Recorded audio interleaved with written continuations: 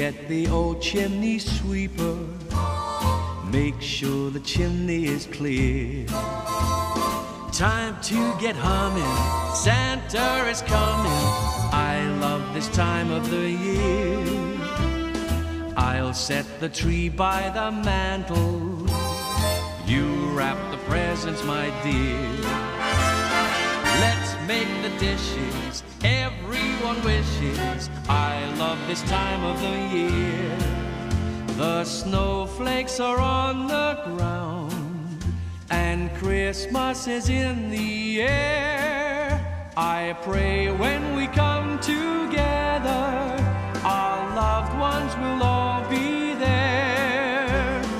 Can't wait to join in the carols, raise up a cup of good cheer. I wouldn't miss this fabulous Christmas. I love this time of the year. Continuamos hoy con lengua inglesa y vamos a hablar en los siguientes minutos de la prueba optativa de febrero de la asignatura del curso de acceso a la universidad, y también seguiremos dando nociones básicas de lengua inglesa como pueden ser el presente simple y el continuo, entre otras cosas. Pues para todo ello nos acompaña el profesor José Javier Ávila Cabrera del Departamento de Filologías Extranjeras y Sublingüísticas de la UNED. Bienvenido. Hola Isabel, muchas gracias. Pues vamos a empezar hablando precisamente de esta prueba optativa, aunque sea brevemente. Es una prueba que se va a desarrollar en febrero, como hemos dicho, y a modo de introducción podemos ya empezar por saber cuál sería la nota mínima para aprobar los exámenes. Sí, en principio, como cualquier examen universitario, se aprueba con el 50% de las respuestas correctas, es decir, habría que obtener un 5. Es importante recordar que si un alumno se equivoca en alguna de las respuestas, ninguna de ellas le va a bajar nota. Por tanto, recomendamos que se responda a todo. Asimismo, también hay que destacar que las PETs, estas pruebas de evaluación a distancia, no cuentan para la nota final, pues su intención es dar información a los estudiantes sobre cómo avanza su estudio y sí recomendamos que se hagan. Vamos entonces a hablar, aunque sea brevemente, de esta prueba voluntaria de febrero. Sobre todo hablar de qué formato tiene y de cómo se evalúa. Bien, pues si el alumno decide no hacer esta prueba optativa en febrero, él se puede presentar, o ella, en junio, y si no lo superara tendría la convocatoria de septiembre. Vamos a poner un ejemplo de cómo operaríamos numéricamente si un alumno se presenta en febrero. Por ejemplo, si esta primera prueba obtuviera un 7 y en junio un 5, podríamos pensar que 7 más 5 es 12, dividido 2 a 6. Pero la media que nosotros vamos a utilizar no va a ser esta. ¿Por qué? Vamos a hacer una media ponderada de un 30% en febrero y un 70% en junio. Por supuesto, decir que la nota del 100% sería aquellos que se examinen en junio y tendrían su nota completa.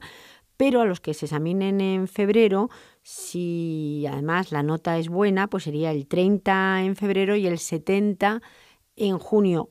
¿Qué ocurriría si, por ejemplo, es al revés, que la nota de junio, aun presentándose en febrero, es mejor?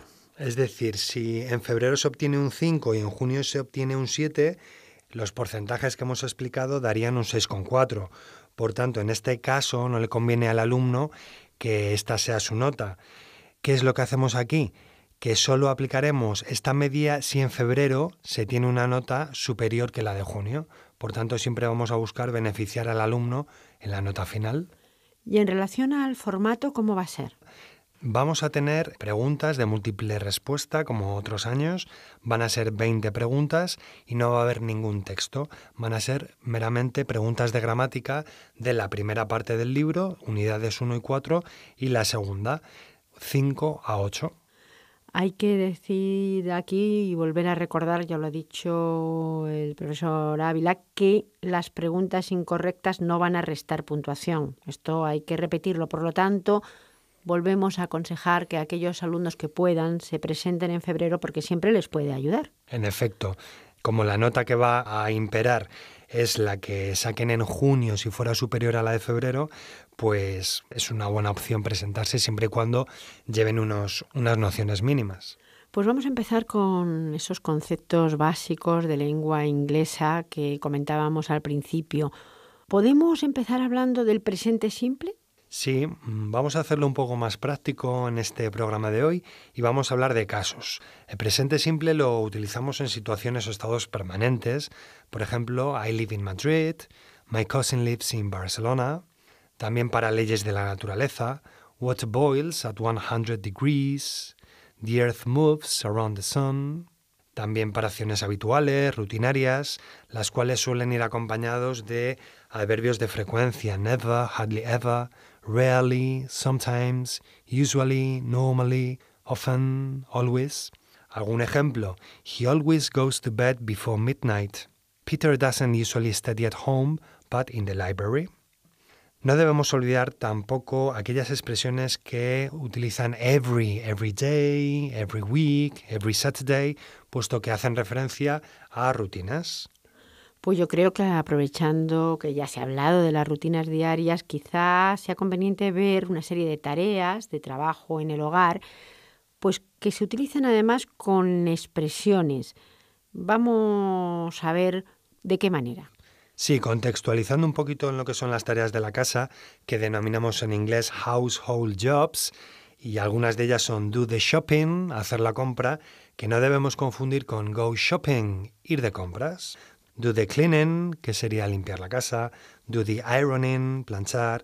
Do the washing, lavar la ropa. Do the washing up, fregar los cacharros. Y por contrapartida decimos make the bed, hacer la cama. Todo lo que sea preparar comidas lo expresaremos con el verbo make breakfast, lunch, dinner, a sandwich, etc.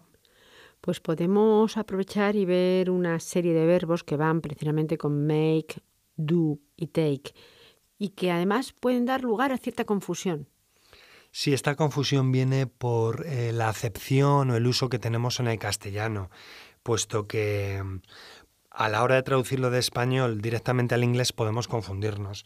Podemos recordar que make se utiliza con expresiones como make a mistake, make a meal, make money, make friends, make a decision, make noise, make progress, make a difference. Por contrapartida tenemos el verbo do con tareas de la casa que ya hemos visto y muchas otras como por ejemplo do a subject, do a course, do research, do somebody a favor, do well, do something, nothing, anything. Y, por ejemplo, si queremos decir hacer un examen.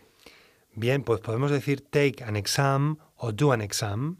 Más verbos con take. Take a photo, take a break, take a decision, take a shower, take the bus, the train, the plane.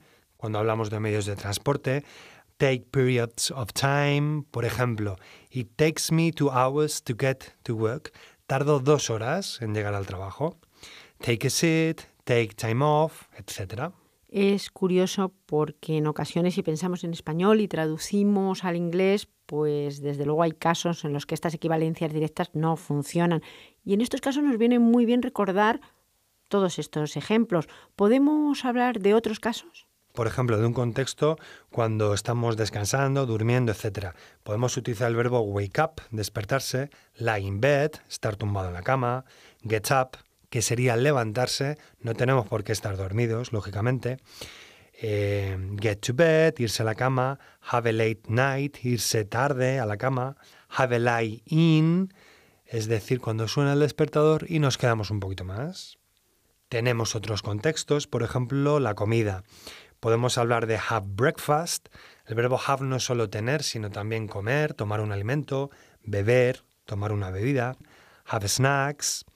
Expresiones que podemos utilizar. I live alone, I live on my own, I have to feed my kids, dog, etc. Pues la verdad es que el conocer toda esta variedad de expresiones es muy, muy interesante, sobre todo en estas tareas que hacemos con tantísima frecuencia, pero además existen más usos. Bien, si por ejemplo nos centramos ahora en el contexto de la limpieza personal, higiene personal, podríamos hablar de have a shower, ducharse, have a bath, que sería bañarse. I have a shave, yo me afeito.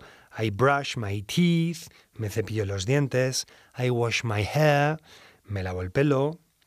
En el contexto laboral, en el trabajo, leave home, irse de casa. Have a lunch break, tener un descanso para desayunar, tomar algo. I usually have short breaks, normalmente hago pequeños descansos. I leave work at, me voy del trabajo a la hora que sea. Cuando hablamos de horarios con un uso futuro, the film starts at 10 o'clock. Pues precisamente ahora que pones este ejemplo, podríamos recordar las preposiciones de tiempo que se usan más en inglés. Sí, las que más van a utilizar nuestros oyentes, alumnos, etc., serían in, at, on. Vamos a ver unos breves ejemplos. In the morning, in the afternoon, in the evening, diferentes partes del día. In 2014, in winter, in the winter, in September, in the 21st century.